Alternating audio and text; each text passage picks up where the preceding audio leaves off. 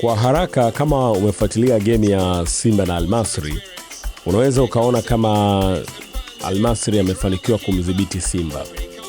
Lakini kikawaida kwa mimi ambaye nilikuwa najaribu kuangalia kitu ambacho kimeimaliza hii mechi ni uchoyo wa baadhi ya wachezaji. Kwa mfano Kapombe aliingia katikati, akaondoka na mali ile pale, akamwekea wing ya kushoto Mpanzu ambako alikuwa anatokea. Lakini Mpanzu alichokifanya ni kwamba alipaswa kuchagua na kuwa makini kwa namna anavyopiga, kwa sababu golikipa alimbana na akapunguza eneo. Kitu pekee Mpanzu ambacho alipaswa kufanya hapa ni kuangalia ni kwa namna gani anaweza kutoa assist katikati, ambapo tayari kulikuwa kuna Ateba na tayari Kapombe ambaye alikuwa ameanzisha shambulizi alishaingia kwenye boxi. Sasa hapa unaweza ukasema ni kama uchoyo fulani hivi. Ukitazama matukio mengi ya Mpanzu ni matukio hatari, lakini ni machachari. Sasa mengine ni wachezaji wa Simba wenyewe wana delay kuingia kwenye boxi. Kwa mfano hapa ni kweli Kibo alikuwa anakuja kwa nyuma, lakini angalia idadi ya wachezaji wa Al-Masry hapa kwa haraka kwenye boxi kulikuwa na wachezaji 7 dhidi ya 2 wa Simba. Sasa tegemea hapa ni bahati kufunga, kwa sababu kiuhalisia kiukweli hauwezi ukawafunga watu 7 kwenye boxi wakiwa wanakudhibiti. Na hapa napo ni Simba wenyewe wanaweza kujilaumu kwa kupoteza nafasi kama hizi. Simba walikuwa ni ugenini. Sasa mategemeo mengi ya timu zinapoenda ugenini ni kwamba zinalinda kwa tahadhari, lakini Simba hii tahadhari haikuwepo. Walikuwa wanacheza tu kama wanacheza nyumbani, lakini sasa kilichotokea ni kwamba uchezaji wao ulikuwa sio uchezaji makini. Hapa alitengeneza assist nzuri, lakini idadi ya watu ambao wanaingia kwenye boxi la Al-Masry bado binafsi mimi ilikuwa inanipa wakati mgumu wa kuamini kwamba Simba wanaweza wakapata chochote kitu kwa sababu tu ya idadi. Tazama kwa mfano hii hapa ambayo ni movement kama hii hapa, Mpanzu ameondoka, hii amekuwa blocked. Hii ni sawa na beki alifanya kazi yake nzuri, na refaria kusita akamzawadia kadi ya manjano, akamwambia time Mohamed time, hii unastahili kadi ya njano.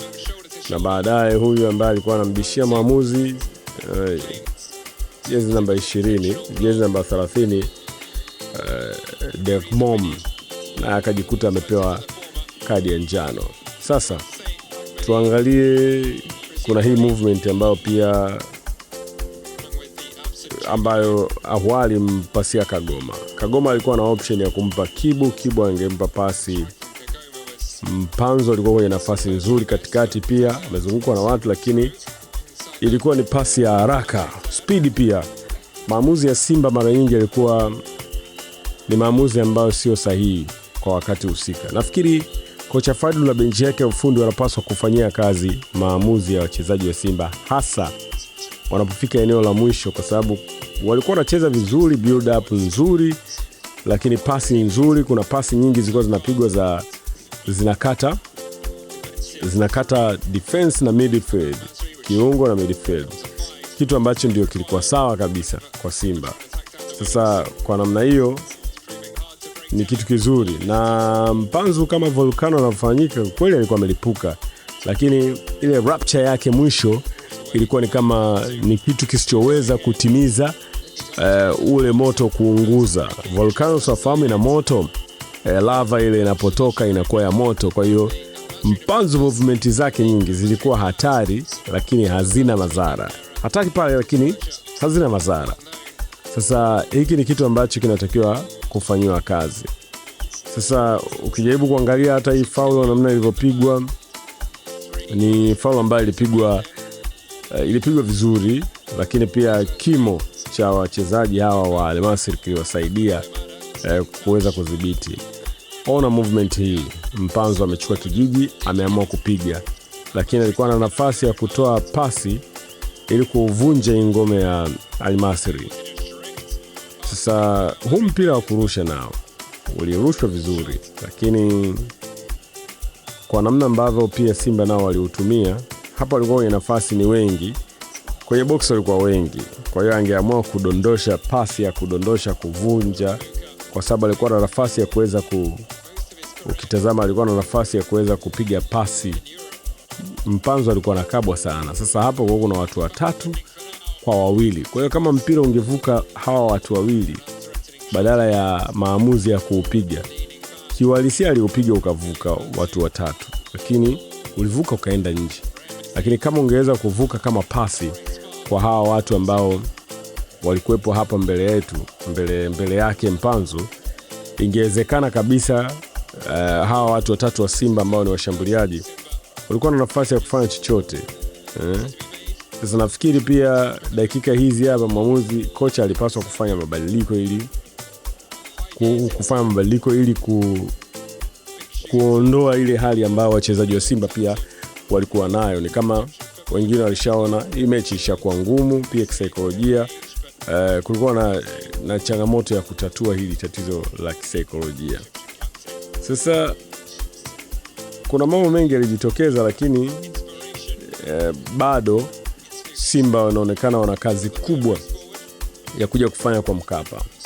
Kwa nini nasema hivyo? Kwa sababu Simba wamekuwa wakiishia robo finali katika mfululizo huu wa 2019 ambapo walitolewa na Mazembe kwa kufungwa 4-1, baadaye wakatolewa na Kaizer Chiefs wakishinda 3-0 hapa nyumbani, lakini kumbuka kule walikuwa wameshafungwa 4-0 2021.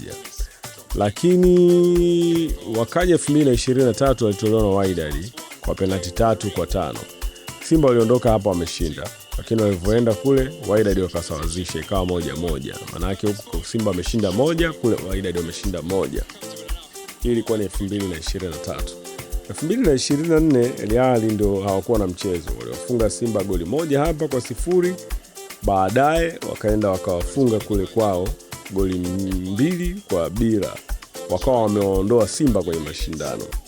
Kwa hiyo hiki kigugumizi cha Simba kuishia robo finali kwa muda mrefu sasa, baada ya kuwa wanavuka makundi, kwa maana yake hii ni robo finali ya 3 mfululizo, ukiondoa ile ambayo iliingia doa baada ya wao kuondoshwa na Jwaneng Galaxy, wakaenda kwenye shirikisho.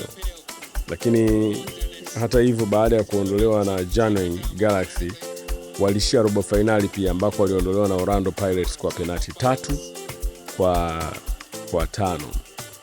Sasa Al Masry ni timu ambao pia iliwahi kuiondosha Simba. Kuiondoa Simba kwa sababu mchezo wa awali ilikuwa raundi ya kwanza 2018. Wao walitoshana nguvu hapa Dar es Salaam bao 2-2. Baadaye walivyoenda kule ugenini Simba wakatoa sare ya 0-0. Kwa hiyo Simba hili jinamizi bado wanalo na wataendelea kupambana nalo. MZK Info Mzee Mikito hapa. Bila comment hapo chini.